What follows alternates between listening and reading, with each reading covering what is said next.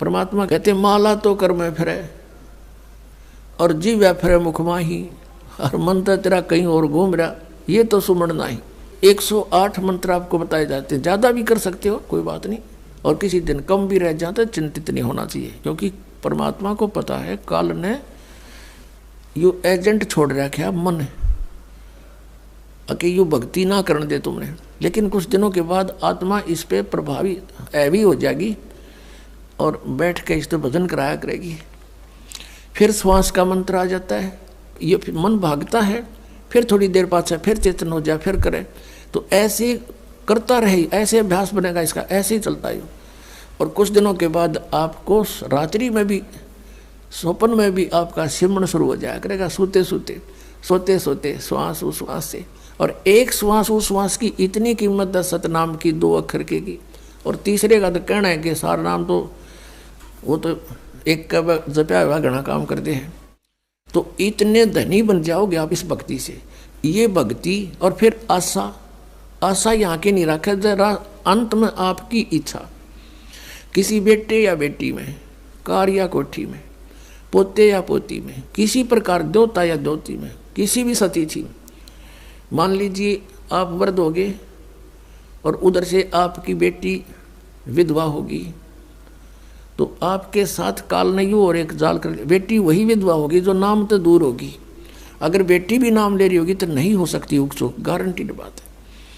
और ऐसा हो जाता है तो फिर आपके मन में काल पैदा करेगा प्रेरणा, बता के होगा बेटी का, क्या होगा बेटी का। वह बेटी महात्मा रह जाएगी, फिर वहीं की से पशु बनकर वहीं फिर हल खींच रहा होगा। एक किसान था, परमात्मा की आत्मा था, कहते हैं जो जन मेरी शरण है।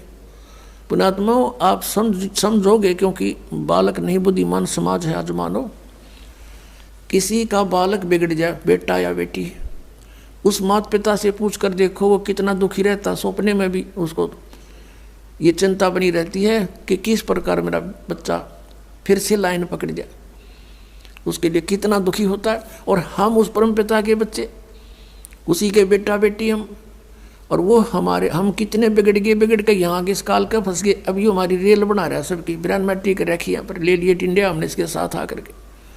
लेकिन वो कहते हैं ना माता पिता बुरे नहीं हो सकते, बेटा बेटी वैसे 100 गलती कर दे। अब उसी विधान से वो हमारा पीछे फिर रहा है। परमात्मा कहते हैं कि जो जन मेरी शरण है, एक बार भी किसी युग में ये बूढ़ी आत्मा मालिक से टच होगी, कभी उसके भेजे हुए दास से कभी उपदेश ले लिया, तो फिर वो रह भी गया यहाँ पर, फिर भी मालिक उसके पीछे पीछे फिरता, कभी इसने सद्बुद्धि आ जा, किसी प्रकार फिर से ये लाइन पकड़ दे।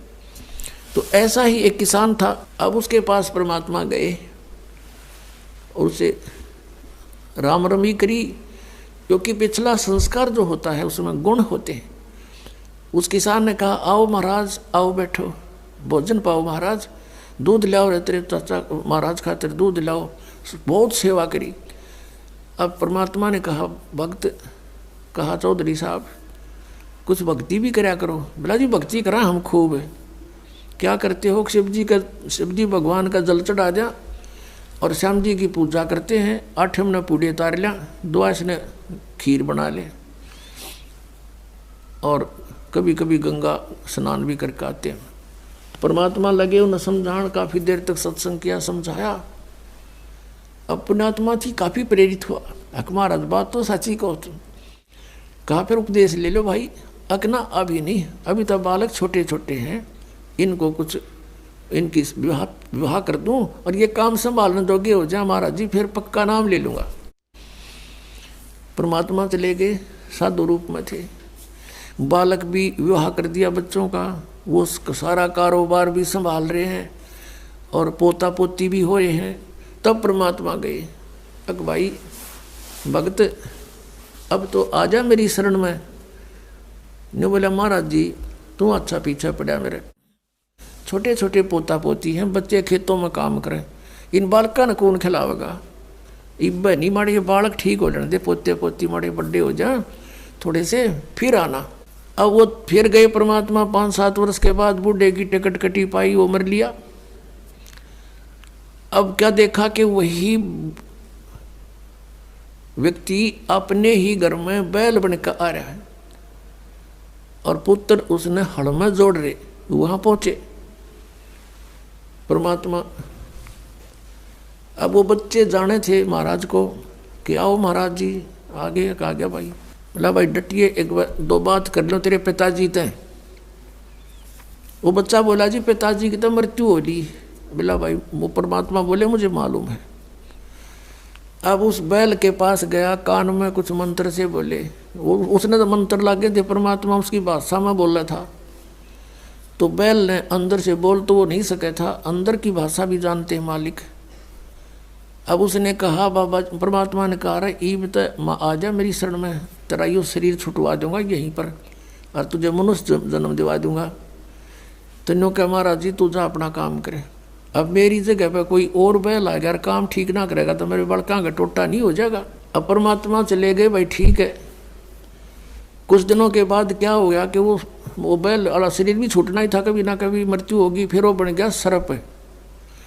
अब सांप बन के इसको याद आती है कि कुछ पैसे दबा रखे हैं मैंने, धन पहले जमीन में छुपा दिया करते, चोरी के डरते हैं।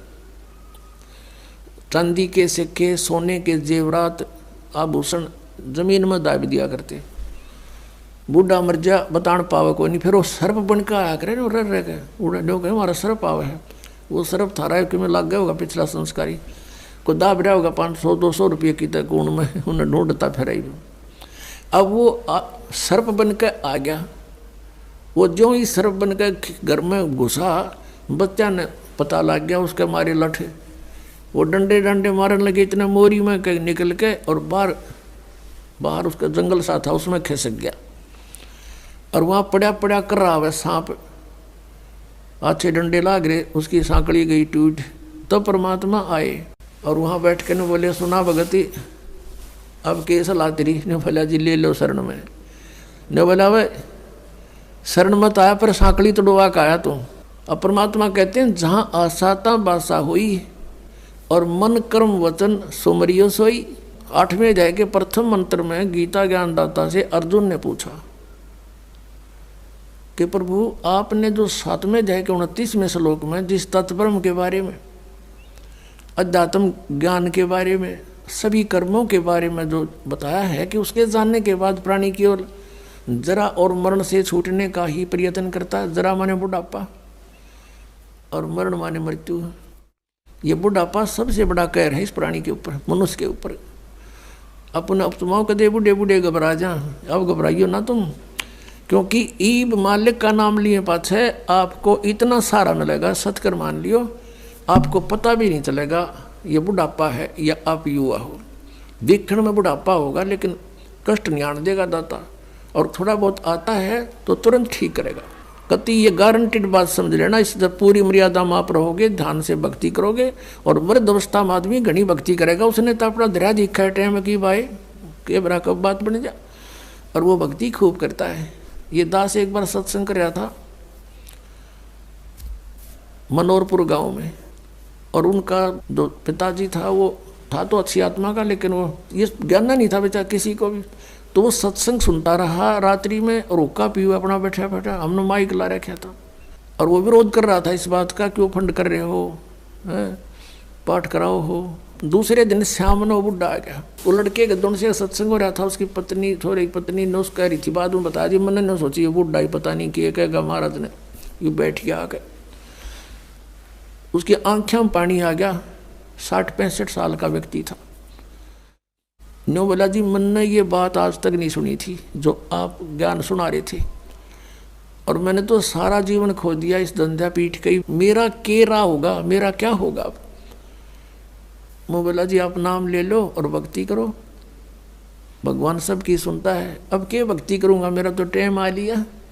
यूँ कह गो फिर रोने लग गया, और कहता मैंने तो सारे जीवन में मेरा धंधा कराया है, खूब जमीन बना दी बच्चों के लिए, और ओक्का भी गणाई पिया करूँ, और आपने ओक्के में तो बहुत पाप बताया। माँ जी भगवान का बताया मैंने तो, इसमें बहुत गणा पाप है, शराब में, मांस में, ये तो बहुत तम्बाकू में, ये तो घोर अपराध है, चोरी ठगी जारी में। अब मेरा क्या बनेगा, अब मेरा तो पेटा भरा ही को नहीं। आपने ज्ञान निशा दे दिया, ना ज्ञान था इतना तो चलो दुखी भी ना था, तो दुख भी घना होगा।